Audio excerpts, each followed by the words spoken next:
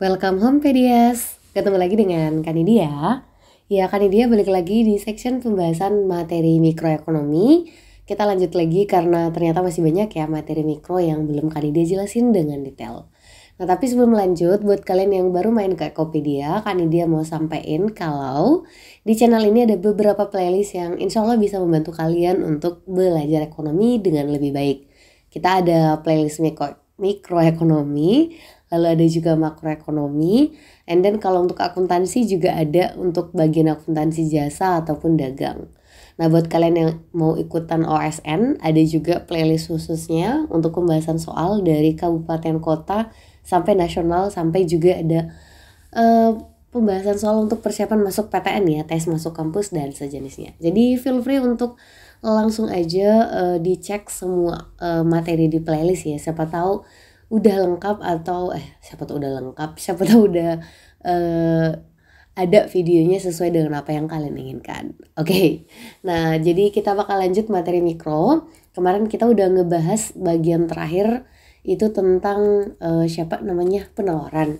Nah, tapi di materi penawaran sendiri masih ada bagian-bagian yang belum kita bahas lagi nih ya. Jadi kita akan melanjutkan materi penawaran di bagian hukum penawaran.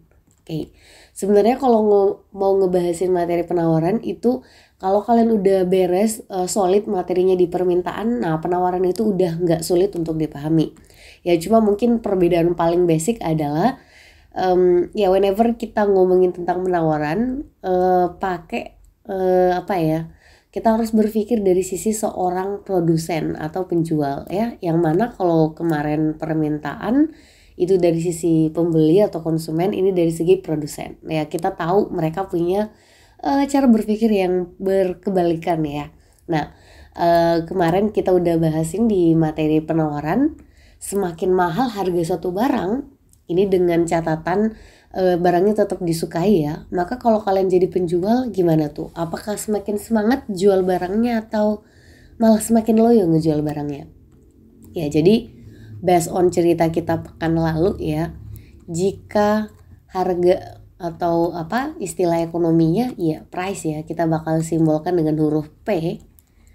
Harga suatu barang itu naik ya, sementara ya yang menyukainya tetap sama banyak, nggak ada masalah dengan kenaikan harga, maka seharusnya jika kita menjadi produsen yang rasional, jumlah barang yang kita pengen tawarkan, ini Q ya, jumlah yang ditawarkan akan bertambah semakin banyak atau semakin sedikit ya akan semakin naik. Kita menjual coki-coki dan yang menyukai coki-coki tetap sama aja, even dia harganya tambah mahal, maka kita akan bilang ya udah jual atau bikin lebih banyak aja coki-coki kayak gitu. Oh ya, dengan catatan kita udah harus paham banget ya tentang ada asumsi yang kita sebut sebagai ceteris paribus ya. Ini faktor-faktor lain tidak berubah. Nah, kalian kalau mau lebih detail ceteris paribus, biar kalian dia nggak ngebahasin lebih detail lagi, kembali ke materi permintaan. Nanti link materinya akan dia simpan juga di bawah untuk kalian bisa lebih mudah untuk cari materinya. Ya, jadi secara sederhana kita bisa lihat nih dari hukum penawaran itu korelasi antara P dan Q ya, atau Q ini bakal berbanding positif, karena kalau P-nya naik, Q-nya juga naik. Begitu pula sebaliknya. Jadi mereka berbanding positif atau berbanding lurus. Nah, dari modal hukum penawaran ini, nanti kita udah bisa membuat yang namanya kurva penawaran. Sekali lagi, dalam ekonomi, bahasa Inggris penawaran kita bilangnya apa, Besti? Ya, supply ya. Jadi kita bilangnya ini adalah supply. Dan kita punya habit itu buat singkatan dari huruf pertama di bahasa Inggris. Walaupun gak semua ya, tapi most of time kayak gitu. Jadi penawaran sendiri nanti bisa disingkat dengan huruf S kayak gitu. Nah, membuat kurva penawaran itu sebenarnya sangat mudah ya Besti ya. Jadi kita cukup buat dulu seperti ini ya. Sumbunya ini mirip dengan sumbu yang permintaan kemarin. Horizontal dimiliki oleh si Q atau jumlah. Nah, di sini jumlah yang ditawarkan ya. Sementara ini adalah P atau harga. Nah, kalau kita lihat tadi, jika harganya semakin naik, jumlah yang ditawarkan naik. Nah, kan dia langsung buat contoh aja ya. Misalnya kayak harga coki-coki awalnya cuma 1.000 perak nih. Nah yang mau kita jual, kita mau jualnya 50 unit lah ya gitu ya. Jadi kita mau menjual 50 saat harganya 1.000. Nah kemudian harga coki-coki menjadi mahal. Nah, misalnya naik menjadi 1.500 gitu ya. Tapi orang fine-fine aja gitu dengan kenaikan harga coki-coki. Maka kita sebagai produsen rasional akan menambah jumlah barang yang kita jual. Nah di angka berapa terserah sih angkanya berapa, yang penting di atas 50. Misalnya kan dia mau buat jadi 80 lah ya. Kayak gitu. Nah udah kita buat titik-titik menghubungkan 80 dan 1.500 kurang lebih seperti ini. Nah kita bakal dapat dua titik yang berbeda. Di sini titik A katakanlah ya. Lalu titik kedua katakanlah titik B. Nah, untuk membuat kurva penawaran yang dibutuhkan cukup minimal 2 titik. Lebih dari itu boleh, kurang dari 2 tidak boleh. Jadi kalau kalian cuma punya titik A atau titik B toh nggak bisa. Nggak bisa karena kalau aturan matematika nanti arah garisnya ya, kalau di matematika bilangnya garis, itu masih tidak jelas. Nah, jadi kita kalau mau membuat kurva penawaran ditarik aja garis yang menghubungkan titik-titik yang ada. Nah, seperti ini. Jadi dia garisnya naik gitu ya. Ini biasanya disimbolkan dengan kurva S. S stands for supply ya, yang tadi kita udah bilang. Nah biasanya kalau ditanyain bagaimana cara menceritakannya, ingat ya kaidah menceritakannya itu dari kiri ke kanan. Nah kalau dari kiri kita bakal bilang kurvanya gimana nih teman-teman, naik atau turun? Ya dia naik ya, karena dari kiri ya. Dia naik, lebih lengkapnya lagi dari kiri kiri bawah ke kanan atas gitu ya, ke kanan atas. Oke, simple aja seperti itu ya. Jadi sangat mudah. Nah membuat garis atau kurva penawaran itu harus dimulai dari titik 0,0 nggak sih kak, di titik origin? Nggak harus besti ya, tapi biasanya sih kalau di sekolahan banyak ya dimulai dari titik 0,0. Nggak apa-apa karena kondisinya bisa nggak 0,0. Nanti kita akan coba buat cara membuat kurva ya buat untuk penawaran ataupun permintaan ya. Untuk hukum dan kurva udah beres, semoga bisa dipahami ya. Oke, next kita akan membahas lagi, ini sisa melengkapi aja ya, karena kalau kalian udah selesai di materi kemarin permintaan, ini penawaran harusnya nggak sulit ya karena tinggal ada penyesuaian sedikit. Nah kita udah paham juga kemarin bahwa kurva itu bisa mengalami perubahan. Nah itu berlaku nggak cuma di ini ya teman-teman ya, nggak cuma di permintaan tapi juga di penawaran. Jadi kita bisa cerita bahwa kurva penawaran juga bisa bergerak ya. Ini untuk supply curve ya.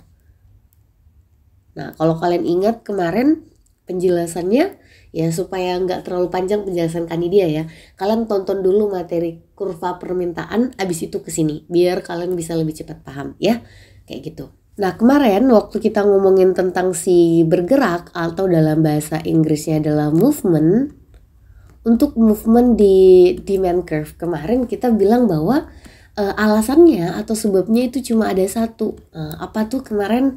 Ya terjadinya perubahan harga barang itu sendiri, dan itu juga merupakan kondisi menjadi penyebab dari bergeraknya si supply curve. Jadi sama ya, jadi ini adalah perubahan harga barang itu sendiri. Harga barang itu sendiri maksudnya gimana kak harga barang itu sendiri?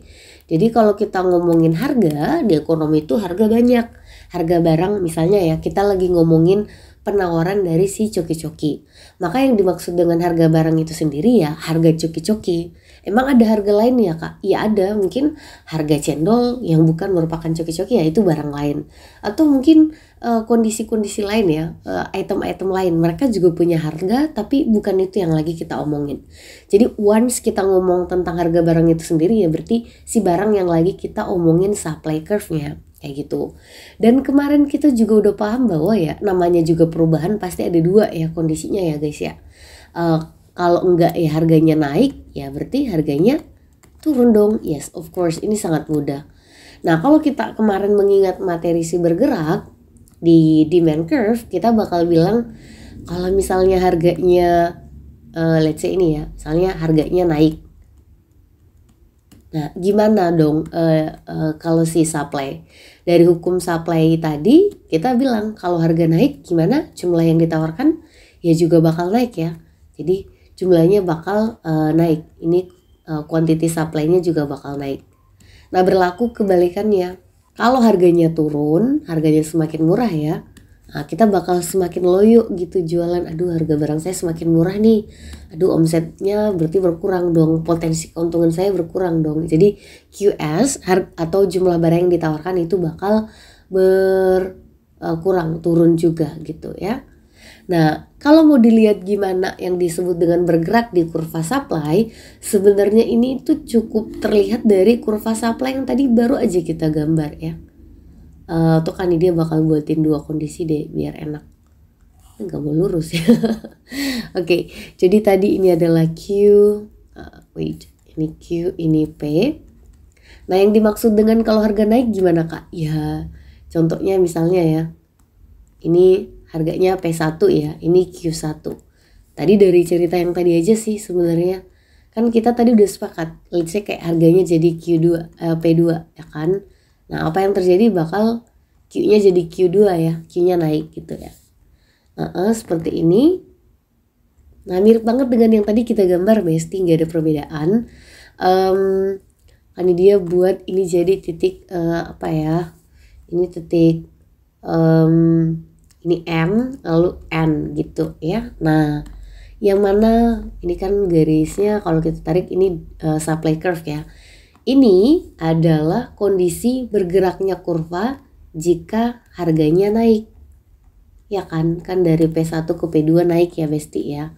Nah, kesimpulannya apa kalau kayak gitu Kak? Kalau ditanyain apa kesimpulannya, kita bakal menceritakan dari kondisi M ke kondisi N. Nah, ini gimana? Jadi kurvanya bakal bergerak. Bergerak kemana? Ya ke kanan atas. Mau dibuatin lebih detail lagi? Dari M ke N boleh silahkan. Ya, yang jelasnya kurvanya bergerak kalau dia harganya juga naik. Ya pasti bergerak sih. Ini bergeraknya ke atas ya. Kayak gitu. Atau bergerak naik juga boleh. Nah, kalau misalnya kebalikan ya udah. Sebenarnya tidak ada perbedaan ya. Jadi misalnya kita bilang bahwa harga pertamanya ini adalah P3 nih misalnya. Oke, terus ya yang dibeli berarti Q3 ya biar konsisten gitu ya Besti ya. Kita buat seperti ini. Nah, terus harganya turun. Jadi P4 misalnya, kan P4 di bawahnya P3 ya kalau dari segi ini kurva. Maka terjadi harusnya kalau berdasarkan kurva hukum penawaran Q-nya juga berkurang. Nah, kita bakal titik ini gimana? Aduh. Kita bakal ada seperti ini. Nah, ini buat nama titik dulu. Katakanlah ini titik G, lalu ini titik H. Nah, jadi kurva penawarannya seperti apa Kak? Ya, kurva penawarannya tetap akan seperti ini. Jadi nggak akan ada perubahan. Kurva penawaran akan selalu konsisten, dia naik. Tapi di sini menceritakannya berbeda. Karena kita bilang bahwa harganya turun. Ya, kalau lebih detailnya dari P3 ke P4 akan ada perubahan di di supply curve. Dia akan bergerak atau move kemana ya dari G ke H ya. Jadi kayak gini arahnya ya, G ke H. Jadi dia bakal bergerak ke kiri bawah gitu ya. Atau boleh dibilang bergerak turun boleh, silahkan ya. Jadi intinya perbedaannya seperti itu. Kalau tadi harganya naik bergeraknya ke atas, kalau harganya turun bergeraknya ke bawah. Seperti itu, semoga bisa dipahami. Sekali lagi kan dia perlu bilang bahwa untuk penjelasan ini harusnya akan lebih mudah dipahami kalau kalian udah selesai di materi permintaan. Ini mirip-mirip materinya ya, walaupun gak sama pastinya ya. Tapi secara konsep mereka nggak berbeda untuk bisa memahami materinya ya. Maksudnya cara berpikirnya gitu. Oke, satu lagi sebelum kita selesaikan untuk materi ini, kita juga ada yang kita sebut dengan selain bergerak, si kurva supply sama dengan demand kemarin dia juga bisa ya bergeser ya atau shift ya. Dalam bahasa Inggris kita bilangnya shift ya atau shifting kalau dalam pergerakan ya. Dia bergerak, siapa yang bergerak? Supply curve penawaran ya. Nah, kalau dia supply curve bergerak sama dengan materi yang kemarin di permintaan. Jadi sekali lagi nonton dulu materi permintaan. Ini yang kita akan bahas itu adalah perubahan faktor lain selain harga barang itu sendiri. Selain harga barang itu sendiri. Itu sendiri. Nah, sekali lagi kan ini harus mengemphasize lagi, kemarin kita udah bahas materinya, ada faktor-faktor yang mempengaruhi si supply. Ada berapa kak? Ada banyak kan, ini juga nggak hafal ada berapa totalnya. Nah, kalian check out dulu, lihat dulu materinya kemarin di video kemarin, apa aja faktor-faktornya. Nanti kalian bakal lihat, oh ada harga barang itu sendiri, ada harga barang komplementer, input, dan seterusnya. Nah, kalau menurut kalian yang berubah itu adalah faktor selain harga, misalnya teknologi berubahkah atau jumlah produsen berubahkah, itu termasuk faktor lain ya, maka dia akan menyebabkan pergeseran bukan pergerakan ya. Sekali lagi seperti itu penjelasannya, harusnya udah bisa pahami once kalian udah paham materi permintaan. Jadi please banget bagi yang merasa kayak agak-agak ada yang miss dikit, kembali dulu ke permintaan karena penjelasannya di materi permintaan kan dia kemarin buatnya lumayan ini teman-teman ya, apa sih namanya, lumayan lengkap kayak gitu. Nah, pergeserannya itu nanti ada dua kondisi, karena dia buat contoh aja ya, karena nanti ada banyak kemungkinan. Kita buat 1-2 contoh aja untuk bisa ada gambaran tentang kondisi ini. Oke, kan dia bakal ambil faktor biar langsung bisa kelihatan bedanya dari segi biaya. Ini mungkin mudah dipahami ya. Jadi ini misalnya kondisi pertamanya adalah apa ya, si biaya produksi naik. Oke, teman-teman insya Allah udah bisa memahami ya yang dimaksud dengan biaya produksi. Istilahnya adalah pengeluaran kita waktu kita memproduksi barang, menghasilkan barang itu ya. Jadi misalnya kasusnya adalah biaya produksi naik. Kalian kalau bikin cendol itu butuh kanji dan teman-temannya ya. Nah misalnya kalau kayak sekarang lagi musim ya, lagi kekeringan ya, ternyata gara-gara kekeringan ada beberapa barang yang kemudian sulit untuk didapatkan. Apa yang terjadi? Harganya jadi mahal, misalnya bahan baku untuk pembuatan cendol itu. Maka apa yang terjadi? Kalian bakal bilang, wah dulu waktu mau bikin 1 gelas cendol saya modalnya cukup 3.000 kak, sekarang karena harga barang semakin mahal ya modalnya keluar sampai 4.000 perak. Nah, di situ kita bisa buat kesimpulan sederhana, biaya produksi pembuatan cendolnya lagi naik. Nah, akibatnya apa sama kalian? Ya pakai logika aja nih, kalau misalnya kalian jadi produsen cendol, biaya produksinya semakin membengkak. Kalian semangat gak sih menjual si cendol itu? Semangat gak? Yes, biaya produksinya tambah naik nih. Ya jawabannya malah kebalikannya ya, kalian bakal mengeluh, aduh kok mahal banget sih biaya produksinya. Nah kayak gitu. Jadinya kalau dibuat sederhana, kita bakal bilang bahwa apa yang terjadi? Ya kita bakal mengalami penurunan penawaran ya. Jadi penawaran kita bakal berkurang karena kita merasa aduh kayaknya kondisi ini gak menguntungkan deh, bikin rugi deh dan seterusnya kayak gitu. Nah, kalau sudah seperti ini tuh penjelasannya bisa dilihat dari sisi kurva juga, Besti. Kayak gini.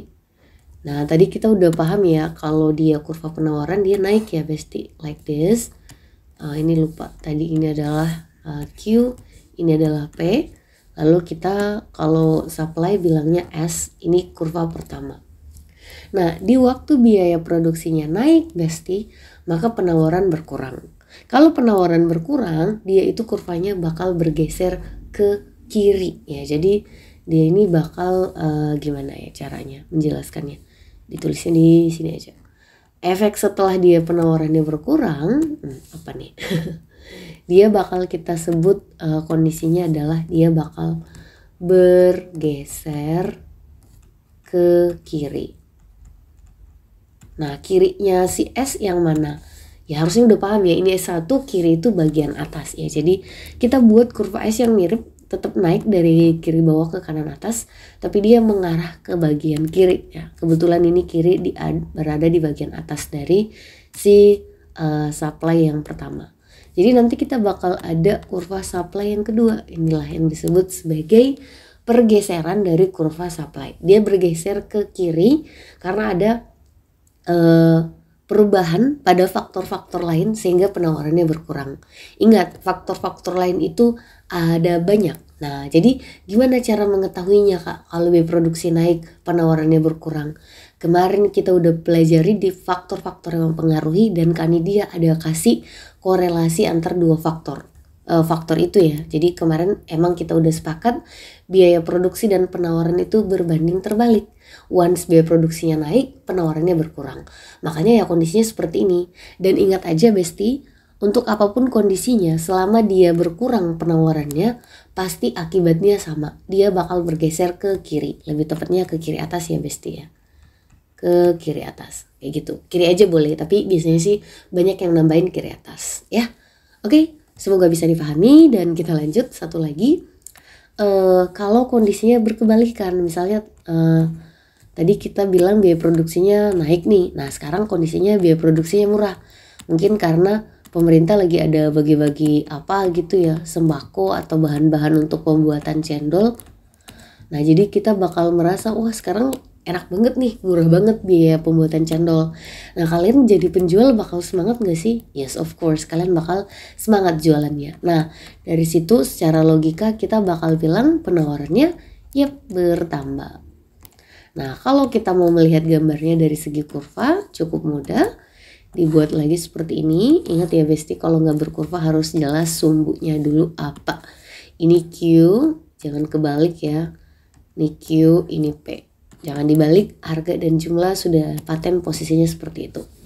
Nah, kita tadi bilang bahwa kalau dia kurva penawaran, maka kurvanya pasti yes, naik ya. Kayak gini, swing. Nah, ini adalah kurva penawaran pertama kita. Seperti itu.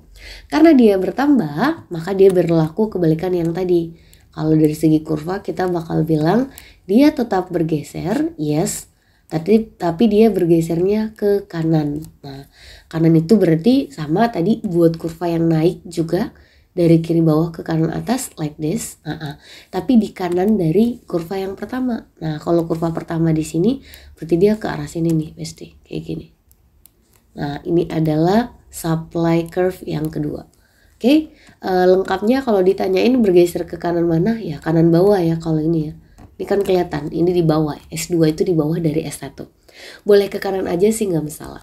Jadi sebagai conclusion untuk kalian kalau mau ingat ya, once dia bertambah, sebenarnya berlaku untuk keduanya ya. Mau itu dia permintaan atau penawaran, dia bakal bergeser ke kanan. Nah, tapi atas dan bawahnya disesuaikan ya karena beda untuk permintaan dan penawaran. Tapi kalau dia berkurang, dia itu bakal bergeser ke kiri. Itu udah paten banget lah ya, berlaku untuk keduanya. Ingat ya, cuma kanan dan kiri nggak diikutkan bagian atas bawahnya karena ini tuh materinya berbeda, pergerakan apa sih namanya? Kiri atas dan bawah versi demand dan supply itu ada perbedaan. Ingat aja kanan dan kiri ya, kayak gitu. Oke, kayaknya Kanidia udah merasa ini udah lengkap untuk materi penawaran sampai di pergeseran. Next time kita akan menjelaskan materi tentang keseimbangan pasar yang ternyata masih belum lengkap Kanidia buatin ya. Itu aja video Kanidia ya. Terima kasih udah nonton sampai akhir. Boleh di-share ke teman-teman kalian siapapun yang lagi berusaha untuk memahami ilmu ekonomi lebih baik. Semoga video ini membantu dan sampai jumpa di video Kanidia yang lain. Tetap bersyukur PDS. Alhamdulillah. Assalamualaikum.